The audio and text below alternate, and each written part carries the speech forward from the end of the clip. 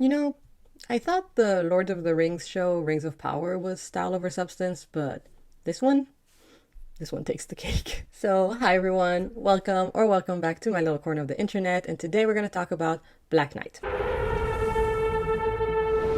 Black Knight is a Netflix original K-drama based on a webtoon. Now, to be honest, I'm not entirely sure what a webtoon is. I don't know if it's like a comic or a cartoon, but it's a webtoon, and that's what it is, and that's what it's based on. So it takes place in 2071, and a comet or something like a meteor hit Earth and wiped out 99% of people or living things, unclear. Korea has turned into a toxic desert, and everyone has to wear oxygen masks because the air is so polluted and there's barely any oxygen. Human beings are still human and need to feel superior to others. So a new hierarchy is built, and the fancy people get to live underground in a fully oxygenated mini world, while others live in windowless homes. And then we also have refugees that basically get nothing. This new society relies heavily on delivery people or knights. Although if you watch the show with subtitles, you wouldn't know they're referred to as knights because it's only ever translated as delivery men, even though there are plenty of women too.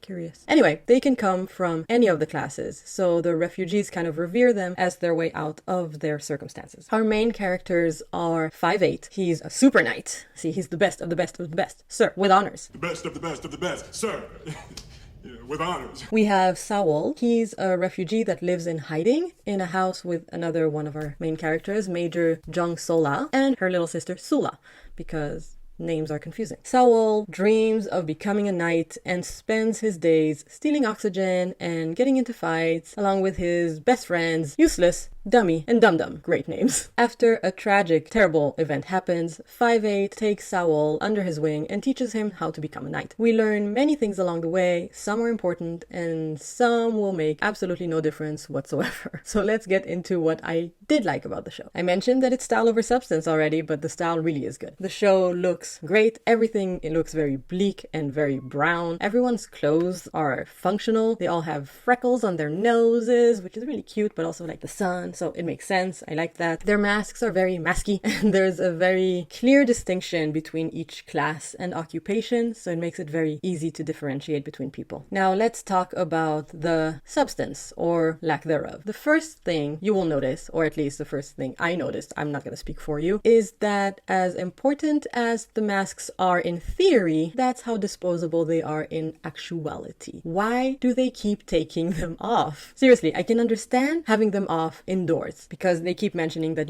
places are oxygenated, so it's fine. But the rest of the time, they come out of the truck, it's fighting time, remove your mask. Or in the truck, masks off or on, depending on whatever they feel like. And on top of that, 5'8", our superhero knight here, he smokes. There is a lack of oxygen. Y'all need masks to breathe, but you're going to smoke? All those things are really baffling and might not sound like much, but I just feel like if you're going to create a post-apocalyptic scenario, story, world, you should stick to the rules that you set up. I understand that these are very beautiful people, but that can't be a reason to take the masks off. Now let's talk about the actual story and the plot and why it's lacking. Honestly, the biggest hindrance is the short runtime. The show is only 6 episodes long, and they tried to cram everything into those 6 episodes. It doesn't feel like they were planning for a season 2 at all. So because of that, I really wish they would have left some of those plots on the writing room table, trash can, whatever. Because if they were thinking of doing a season 2,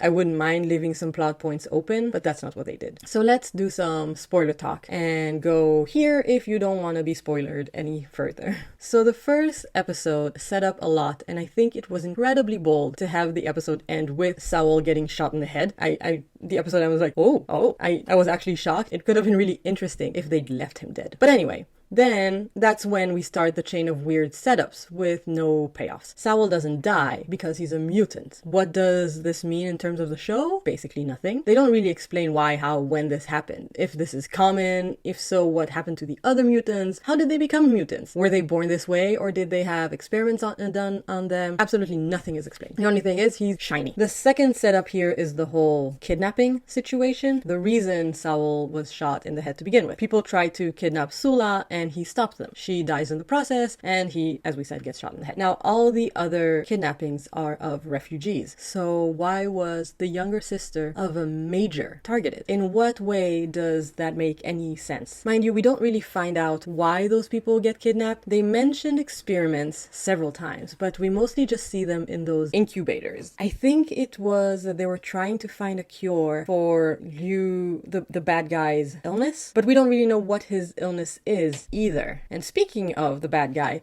what was his deal? He despises refugees, and we don't really know why. Did they infect him with whatever it is he's suffering from? Did they kill his mom? I don't know. But he really, really hates them. Then we have this other character, the old man who raises useless Dum Dum and Dummy. They make it a point to show us that he used to have a QR code on his hand. All of the important people or non-refugee people have like a QR code on their hand so that they can move around inside those fancy places. So even if you become a delivered person, you get a QR code. Refugee people don't. This old man who lives with the refugees has like a very distinct scar on his hand where the QR code used to be. And we don't know if he removed it or it was removed for him. They do a couple of close-up shots on it indicating that it's very important that we know that, but it doesn't really end up meaning anything. More like, well, we find out at the very end that he worked on that underground bunker thing and he had a falling out with the creator. So I'm assuming that's when the QR removal thing happened, but the way they showed the close-ups of his hand felt like it should have meant more, if not for us, than to the characters. The show also wrapped things up in a weird, like, mega happy ending that just emphasizes how many plots were just abandoned along the way. There were some really interesting plot points too. I actually liked the idea that the bad guys were actively polluting the air so that they could stay in business. It kind of reminded me in a way of Water and Power from Tank Girl, which now that I think of it, I don't remember seeing any character drinking water at any point in the show. And if they're so obsessed with oxygen, which yes, you should be, Korea is a desert, where do they get water from? Where do they get food from? Oxygen is very important, not just for people. Very interesting. All right.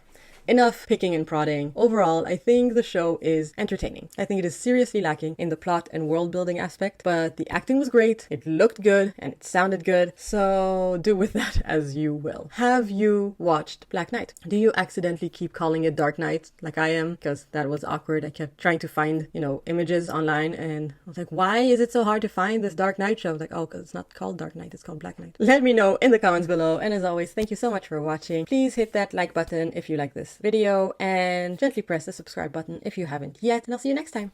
Bye!